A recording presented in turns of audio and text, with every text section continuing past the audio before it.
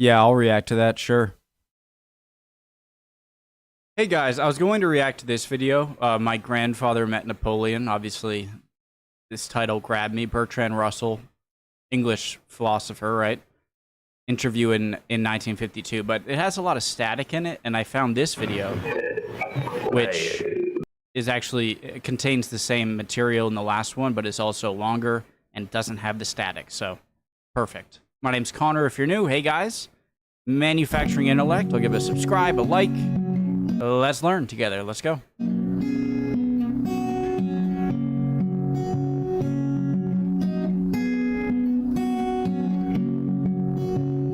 I love watching videos of older people in the past talking about an even earlier past, and especially from someone like Bertrand Russell, so I'm excited.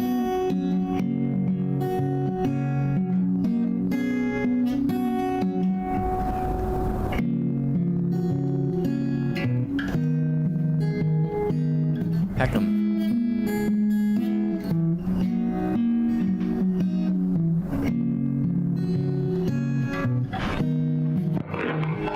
How do you do? How do you do, Lord Russell? Won't you sit down? Pick up the pipe. Now, what are we going to talk about? Well, Lord Russell, as you approach your 80th birthday, American. I think we'd like you to tell us what you think you have learned and what you think you will never learn in your career as a philosopher.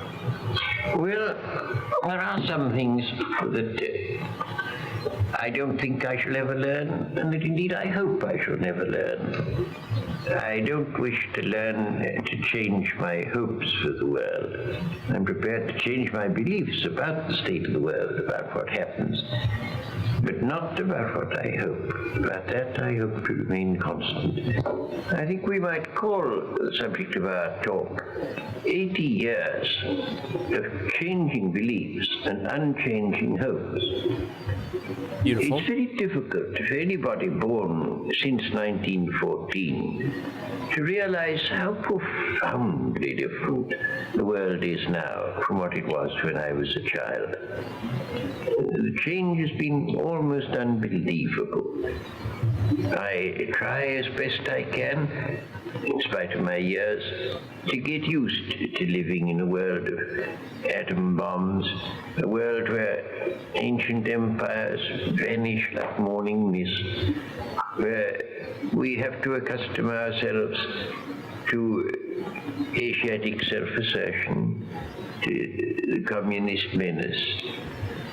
The world is altogether so different from what it was when I was young that it's an extraordinarily difficult thing for an old man to live in such a world. Not only the, fall of so many great empires, like at the end of World War I, and the waning power of the British Empire compared to its height, which is, I don't know who you can compare to the amount of power that the British Empire had in the mid and late 1800s and early 1900s, but also the inventions that happened. Obviously the internet, which I was born in 1993, and so I believe the internet. So in 1993, I mean, the internet. I don't want to know. I don't know if I want to say in its infancy, because I think some idea of the internet was created like in the 70s, if I'm not wrong. But I mean, it didn't really kick off until the 90s, and certainly late 90s. And that was an extraordinary change, obviously.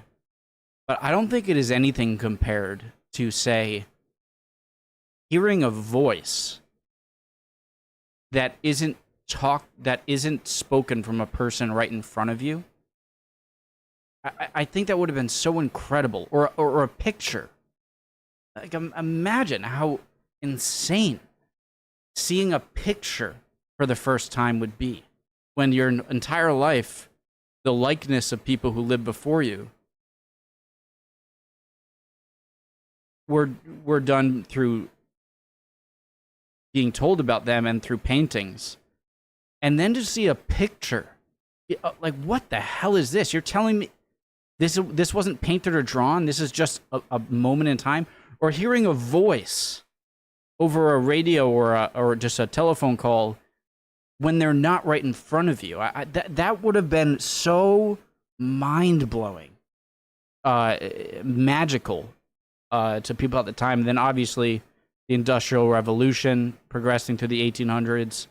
So all of those incredible inventions, the Industrial Revolution going through and ramping up, and the fall of empires that stood for so long, as he said, I think that dwarfs even the mid and late 1900s in terms of just complete change in how everything works in the world.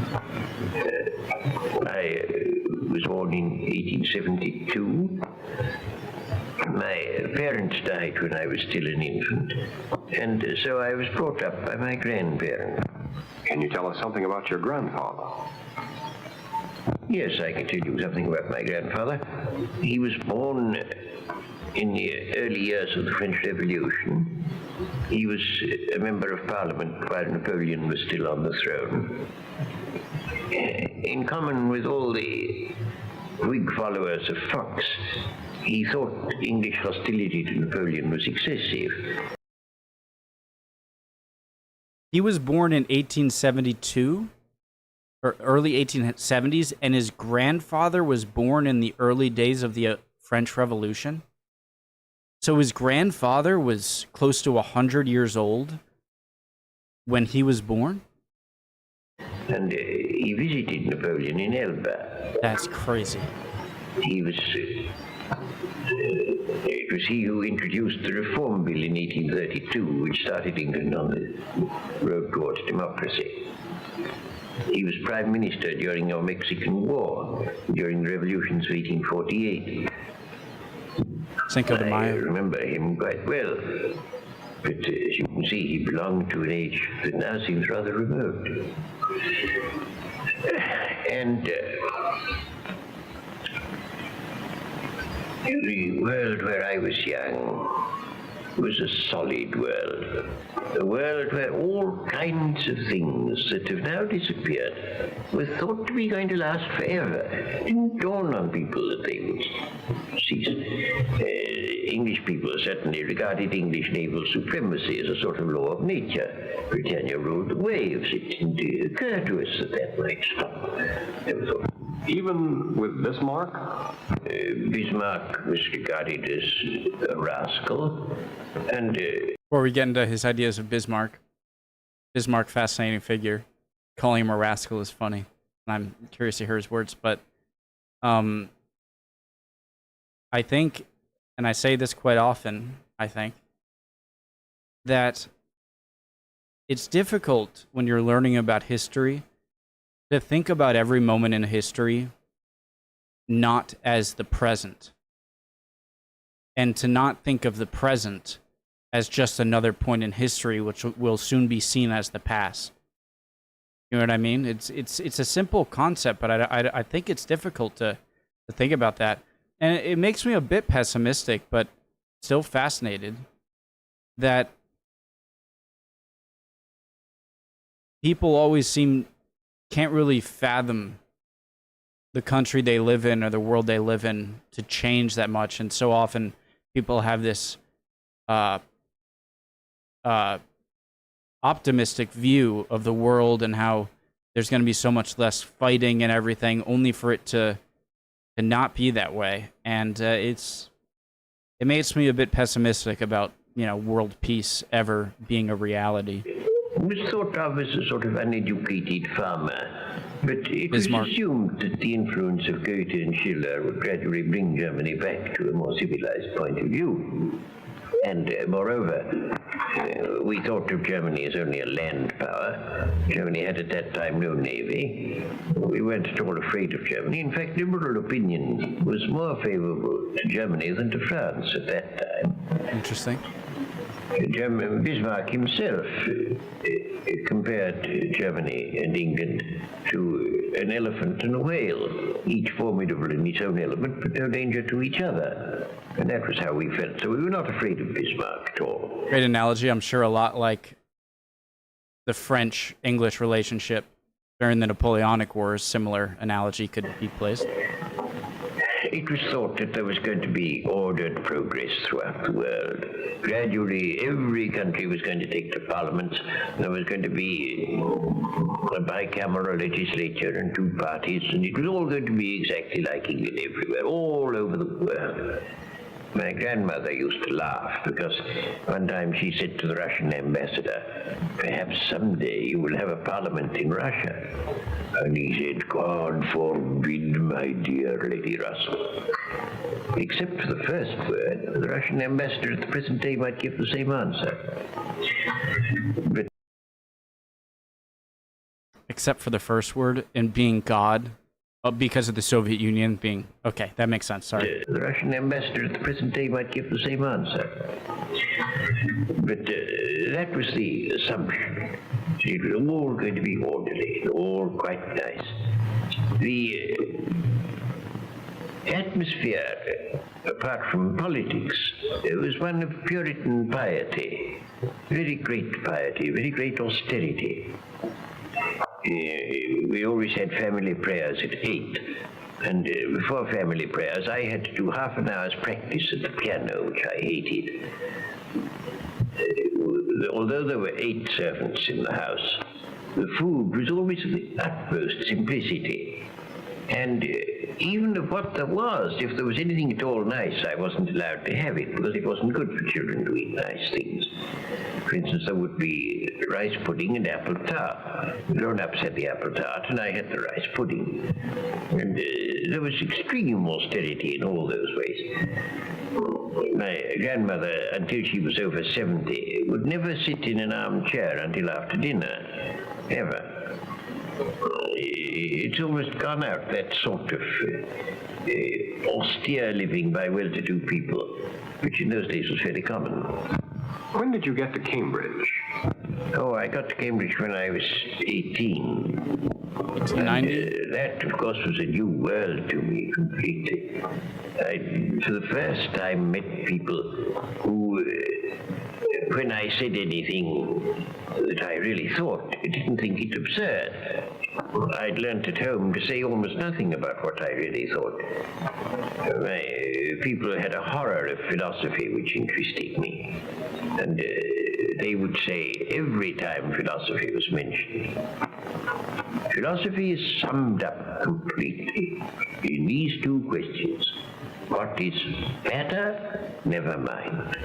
What is mind? No matter. And at about the 60th repetition of this remark, what is mind? What is matter? Never mind. What is mind? No matter. And at about the 60th repetition of this...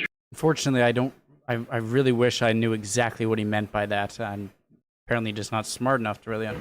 What is mind? No matter. And at about the 60th repetition of this remark, I ceased... So kind of like no change? Mind? No matter. And at about the 60th repetition of this remark, I ceased to be amused by it. When I got to Cambridge, it was a great comfort to me to find people who didn't regard philosophy as absurd. So that I was very, very happy when I first got to Cambridge. I quickly got to know a great many people who became my lifelong friends. Most of them, I'm sorry to say, are dead now, but those who are still alive are still my friends. You started with mathematics, didn't you? And then moved to philosophy? That is so, yes. I did 3 years mathematics and 1 year's philosophy. To remain lifelong friends with someone before, the internet means a lot more to me, because it would have been so much more difficult to keep in contact with people. And so it must have been a very special friendship. That is so, yes. I did 3 years mathematics and 1 year's philosophy at Cambridge. I had done only mathematics before going to Cambridge. What caused your interest in philosophy? Well, two very different things caused my interest in philosophy. On the one hand, I wanted to understand the principles of mathematics, I observed that all the proofs of mathematical propositions that were taught me were obviously fallacious. They didn't really prove what they said they did. And I wanted to know whether there is any truth in the world that is known. And I thought if there is any, it's probably in mathematics. But it's not in mathematics as I was taught it. And so I tried to find out some truth there. The other thing that made me interested in philosophy was the hope that I might find some basis for religious belief. And did you find it? No, in the mathematical part of my hopes I was fairly satisfied. But in the other part, no, not at all. For a time I found a certain satisfaction in the Platonic eternal world of ideas, which has a sort of religious flavor and gave me a certain satisfaction. But then I came to the conclusion that that was nonsense, and I was left without any satisfaction to that set of my desires. It remained so. So that as far as that goes, philosophy proved a washout to me, but not on the side of technical basis for mathematics. Wasn't it about here that you entered into what you called a life of disagreements? Yes, I disagreed first with my people about both about mathematics and about philosophy. They cared only about virtue. They thought virtue was the only thing of importance in the world. Mathematics, therefore, was unimportant because it has no ethical content. And philosophy was positively pernicious because they thought it undermined virtue. So that on that point I had a strong disagreement with my people.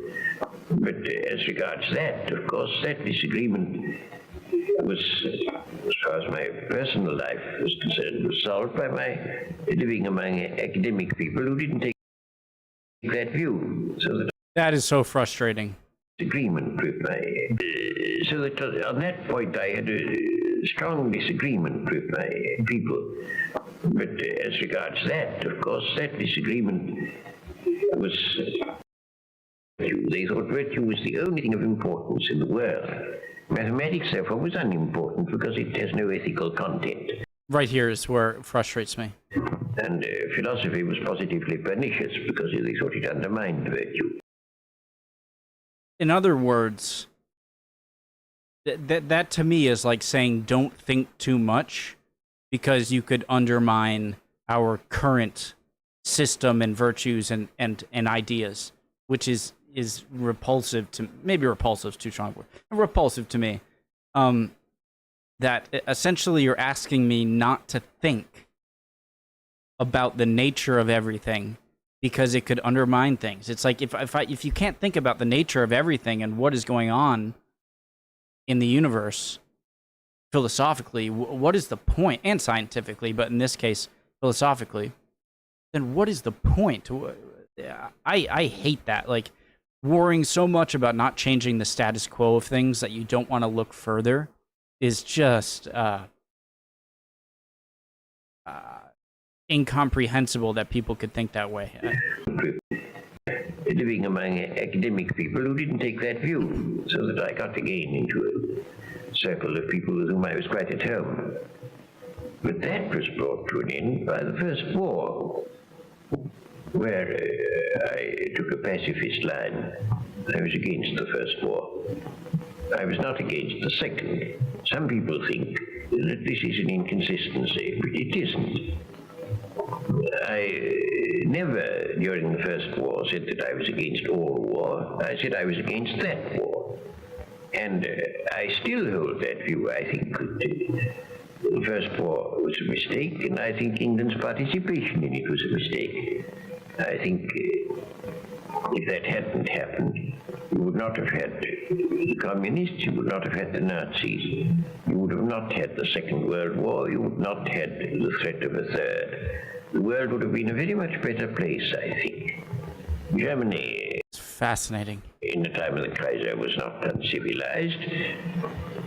There was a certain amount of suppression of opinion, but less than there now is everywhere except in England and Scandinavia.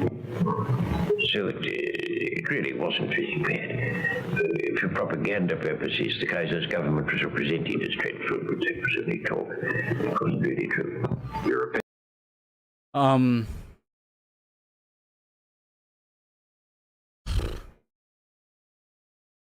I think even nowadays, that position that Bertrand Russell has on the First World War and the consequences of the rise of Nazism and of communism and the leading up to the Second World War, I think that still stands pretty strong as a logical opinion, even in 2025, looking back on it. I'm sure, obviously, he knows much more about the First World War than I do. Or he did. He's no longer here. But the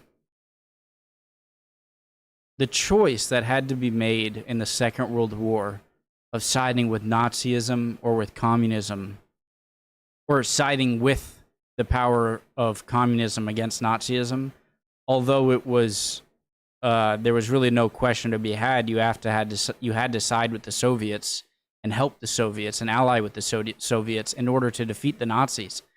But the fact that communism was able to thrive after always kind of rubs me the wrong way. People can have different thoughts on communism, right? I'm not saying I'm right. I think communism is an idealistic political ideology, and that has good intentions, but is always and ever carried out with ruthless autocracy and a complete failure to reach those ideals, because the thought process was you have to reach communism no matter what, because any alternative is just not the right thing. I hate how the Soviet Union got away with aiding the Nazis in the partition of Poland, the war crimes they committed in Poland against the Polish people, slaughtering hundreds of thousands, and everything. I know it was a necessary thing to side with them to defeat the Nazis, but I wish the Soviets never became the power that they did. You can disagree with me. Obviously, would love to hear you disagree with me. But his words in 1952 ring strongly with me today. It's represented as dreadful, but that was only talk. It wasn't really true. Your opinions today in regard to Russia are not altogether friendly.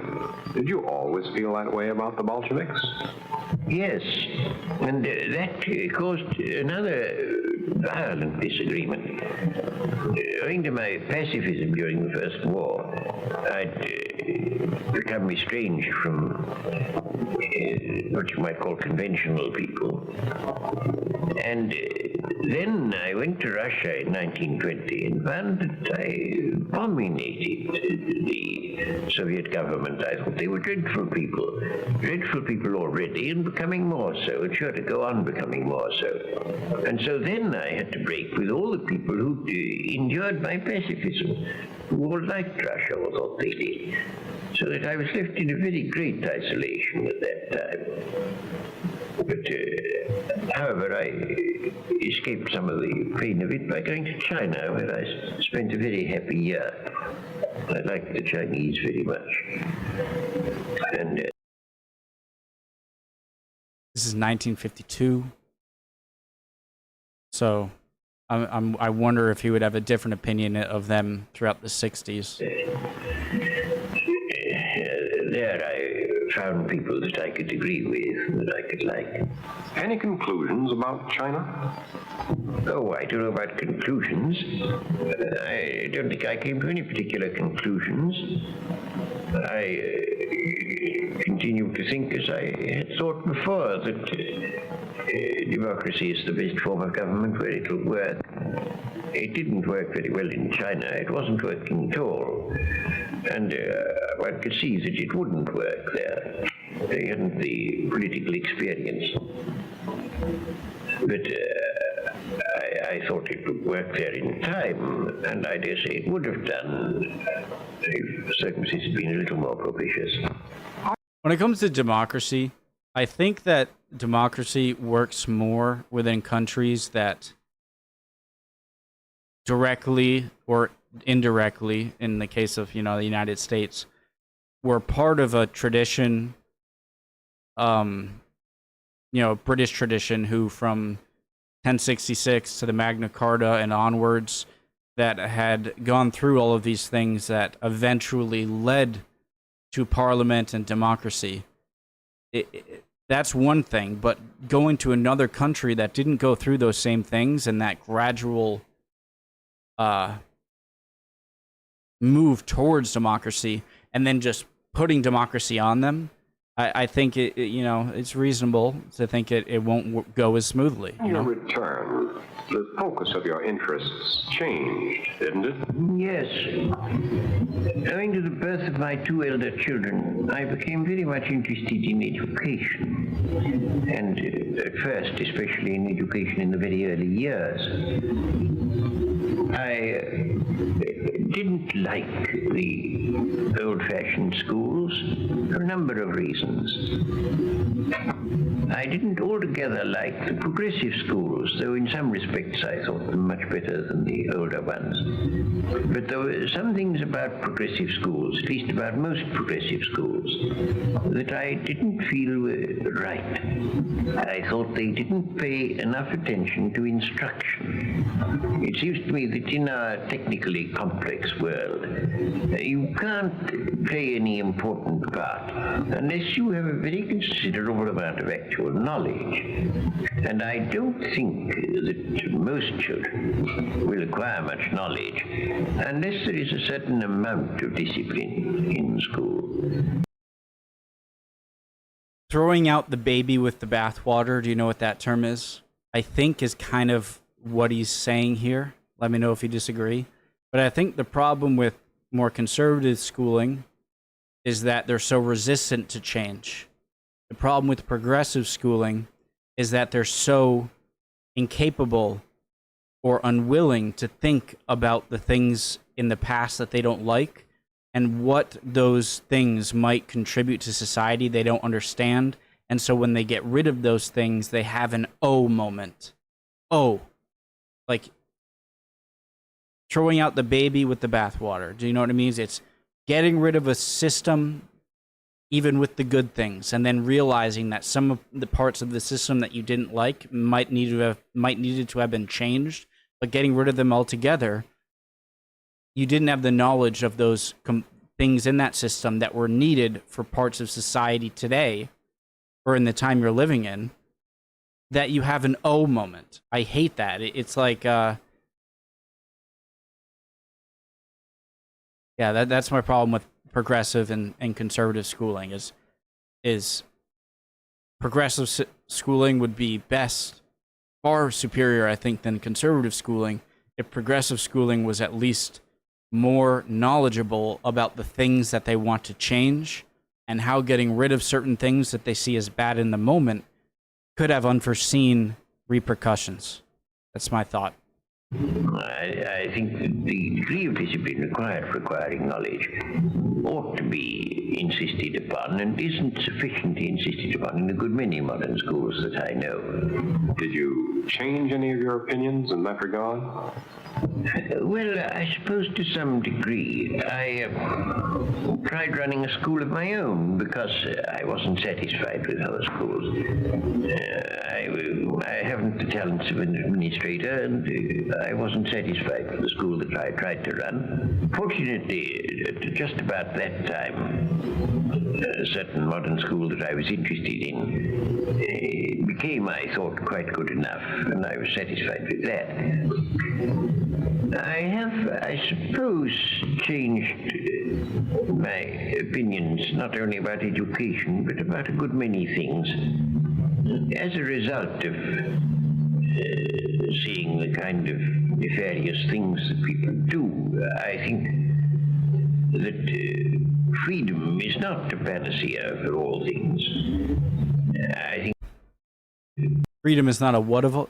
Freedom is not a panacea for all things. that freedom is not the panacea for all things. Panacea? Is that translated correctly? I'm not sure what that means.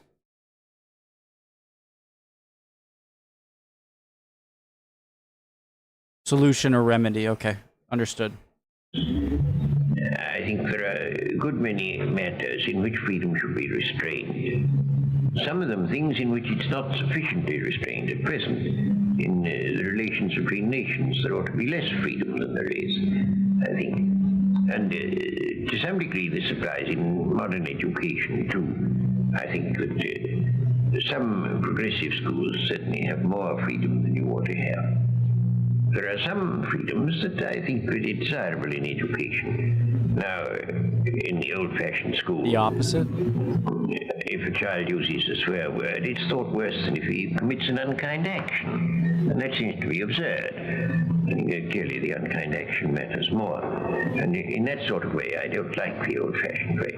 I also think that children should be free to explore the facts of life to a degree that they're not when they're brought up in an old-fashioned way.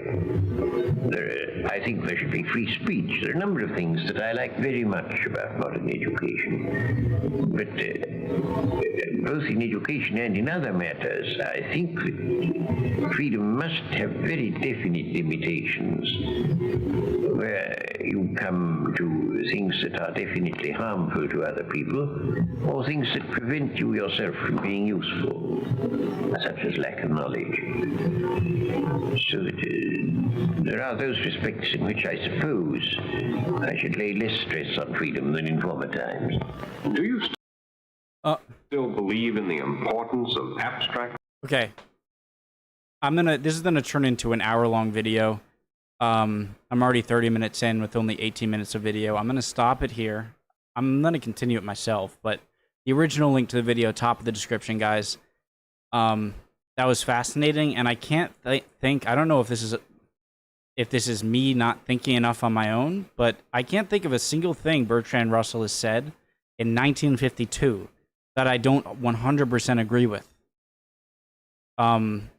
Especially when it comes to his ideas about schooling and freedom and lack of freedom and too much freedom. I think he's said brilliantly. When it comes to the more historical aspects of what he said, like about Otto von Bismarck, I don't know enough to really agree or disagree.